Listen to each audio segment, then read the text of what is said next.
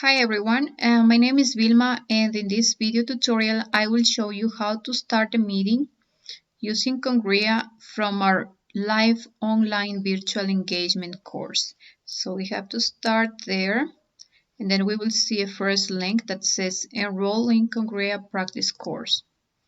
When we click there, we come to this page that says upcoming sessions. As you can see, there are no sessions. Then we also have a second option that says recorded sections, and there are no sessions either. And finally, we have the last option that says schedule sessions. So I'm going to schedule one session and then add session.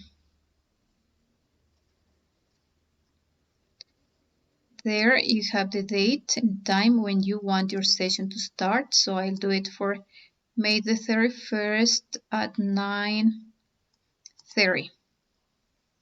I will write the time I want my session to last. Let's say it's just for 15 minutes. And then select presenter. I should select my name there. So let me see where I am.